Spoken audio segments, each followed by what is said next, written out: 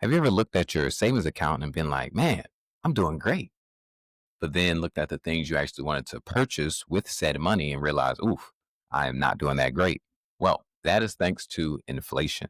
In this video, I'll show you how inflation is quietly shrinking your money, why regular savings accounts are dead, and how you can actually protect and grow your money for the future and how you can teach your teens to do the same. My name is Darius Lester. I've been in financial management for the last 13 years, and I've been doing personal finance things, helping people, coaching, all that good stuff for the last 10 years. So let's talk about inflation and what we can do to pass that up and actually grow our wealth. All right. So, what's the problem? The problem is inflation. Inflation right now is sitting around 3% as of September 2025. Basically, this means everything from food to housing is becoming 3% more expensive every single year. The reason this is a problem is because the savings account, which was originally thought to be the best place to put your money, right? Save, save, save, your savings account on average, uh, everybody's savings accounts, if we average them out, you're getting about 0.5% interest every single year. So if we take those two things into account, technically, whatever money you have in your savings account is now worth negative 2.5% every single year, right? Because inflation goes backwards, your interest rate on your savings goes forward, you're going backwards more than forward. So that is a trap that we want to get out of as soon as possible. That is why I say savings accounts are dead. If you have your money sitting in a savings account, you're just hopefully it's a very, very short term thing because you're about to use it, within the next month or so. If not, I think you should move it. This is not, legal financial advice, but you listen to the numbers, you make up your own decision. All right. So basically, putting your money into a regular savings account is played out old people advice. I'm not here to offend anyone. I'm here to help people. Right. Basically, if you got $50,000 saved, inflation's at 3%, that's like losing $1,500 a year just by keeping your money in that spot.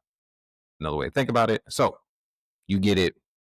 Regular savings bad, inflation bad. How can we beat that?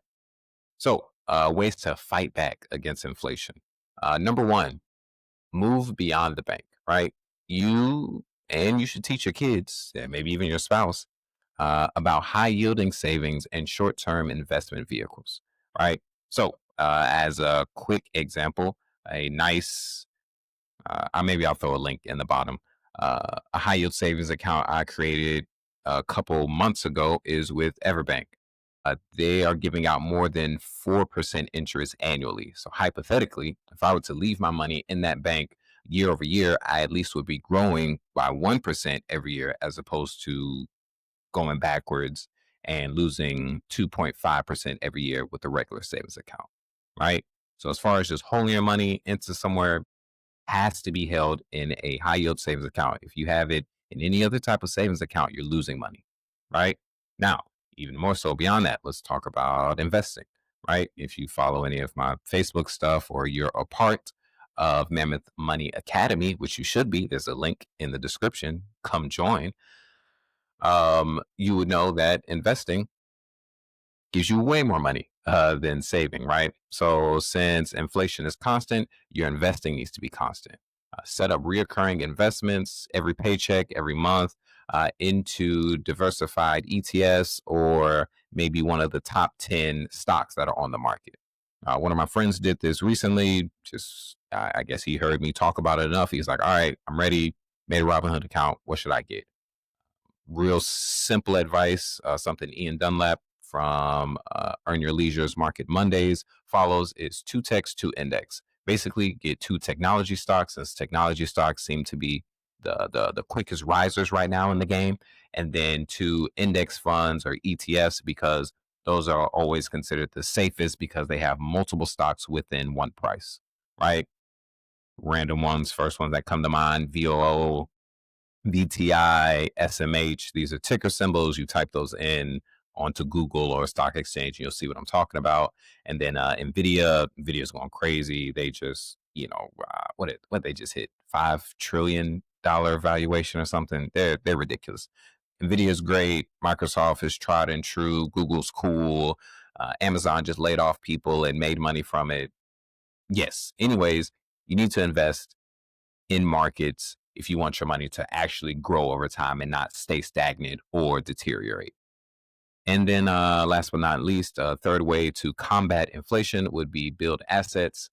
And those can be things like outside of stocks, you can get into real estate or you can start a business, invest in yourself.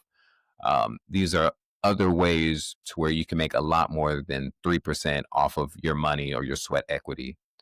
So these are things that you should look into yourself and you should teach your team about, right?